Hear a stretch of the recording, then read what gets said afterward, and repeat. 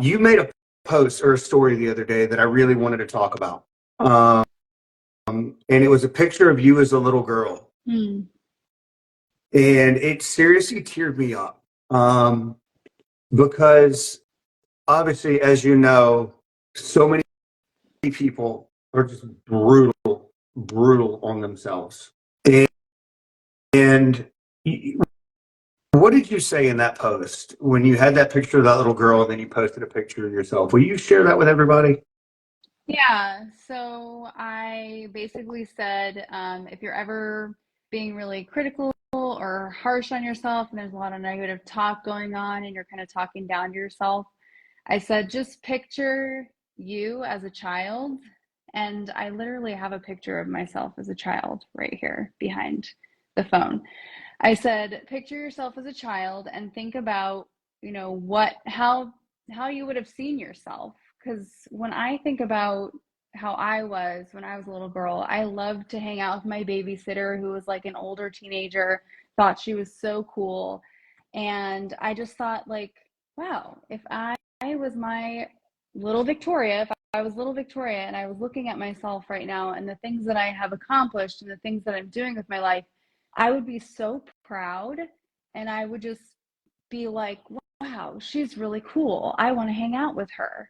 And so that was kind of like the gist of my post. And I know you were saying that so many people are self critical and really hard on themselves. And I am one of those people. I'm very self critical, Adam would tell you, and very hard on myself. And um, yeah, I don't know. This is just a practice that I've been doing for the past couple of days. I have a picture of myself as a child right here on my desk. I have one in my bathroom. So anytime I start being critical towards myself, whether it's physically or, what I'm doing, my work quality, whatever it is, I just kind of look at the picture and I think, yeah, you're talking to that little girl in that way. That's terrible. Why are you doing that?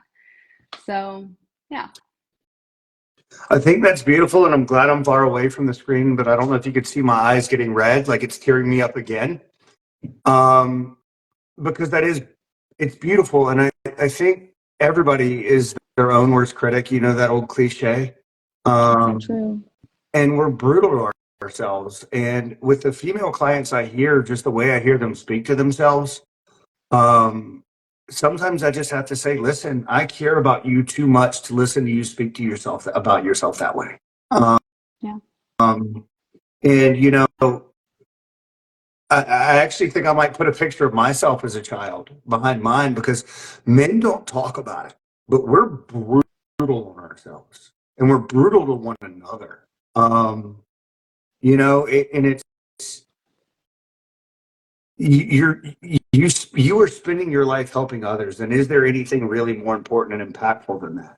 Um, and let's have fun with it for a second. But what did you want to be when you were a little girl? When you were a little girl, what did you want to be when you grew up?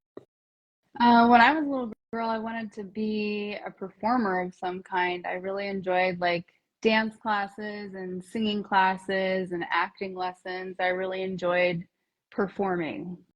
Okay. And didn't you kind of do that in a way last weekend?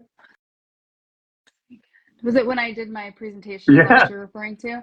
Yeah, Yeah. in a way, right? It's a performance in a way. I guess in a way, like a social media presence is a performance, kind of. It's definitely taken a different direction than childhood Victoria would have probably thought it would. But yeah, when I was a little girl, I just loved singing and dancing and that kind of stuff. And then as I got a little bit older, I thought that maybe I wanted to be a lawyer or I wanted to be an English teacher. And so it was always like very academic. And now thinking about what you said, like, wasn't my presentation last week somewhat of a performance? I guess it was kind of a combination of that like academic career goal with the performance career goal. So yeah, I guess it is. So if I'm hearing that right, you've actually far exceeded what little Victoria wanted to do. You did both. I guess I did. See, we can be our own worst critic for sure. Yeah, and sometimes it's just having somebody from the outside like, hey, well, yes, and like um so often we hear, with my clients, with myself, my friends, family, it's yeah, but well, what happened to yes and? Mm-hmm. Yeah. And like yes and is so much more powerful, especially when we're helping people. And I mean, for my audience that's going to watch this later, because I'm going to be saving this and chopping it up and posting it, but tell people what you do. What's your specialty? I know we talked about it in Austin a little bit, but why do you think that self-talk and the way we view ourselves and the way we speak to ourselves matters so much to a registered dietitian? Yeah, so I am a registered dietitian. I have worked as a personal trainer and a nutrition coach. So before, at the beginning of my career, I was much more heavily focused on fitness goals, physique goals, that kind of thing. And then in the past couple of years, I've shifted more to focus on eating disorders and disordered eating. So that's my specialty. Now I work with a lot of people who have disordered eating and struggle with that. The way that we talk to ourselves is super important because it can either propel us towards achieving what we are setting out to achieve, or it can hold us back and keep us stuck. So, and I think that's true to like when it comes to anything that you want to do, whether it's nutrition and fitness related, career related, relationship related, whatever it is, the way we talk to ourselves really can impact our outcomes in achieving our goals. Why do you why do you think obviously I have a million thoughts on this, but why do you think that the way we speak to ourselves is so impactful when it comes to all of those things? Like, well, it's just a cheeseburger. Why does the way I talk to myself matter? Right? I know I'm Because, being a little facetious yeah, there, but because the things that we say to ourselves, like the more we repeat it, then the more that whatever we're saying to ourselves becomes true. So if you are often repeating to yourself, I can't because, or I'm a person who doesn't work out, or I'm a highly anxious person, if you're like kind of what you were saying at the beginning of the video when I first hopped on and couldn't join, like you're not fat, you have fat. You're not a foot, you have a foot. So just kind of going back to that, if you're telling yourself I'm this or I'm that or I can't do this, then you start to believe it. And then that keeps you stuck. and I love that you keep using that word because in my posts, like unstuck and being stuck is really my thing. That's kind of my catchphrase. Um, and it is so impactful. And we hear that so much. Oh, I'm fat. Oh, I'm a failure. Like just so often. And it does reinforce and your thoughts, with the way I work with my clients. Yes, we talk about food, but so much of it has to do with identity. And people allow being overweight, obese, not muscular, or whatever to become their identity when in fact, that's just a thing you have. In the same way, in my opinion, like people allow their job to become their identity, especially in men. Mothers allow being a mother to become their identity, or being overweight to become their identity. And that self-talk can be so impactful when we actually align our actions with the person that we want to become.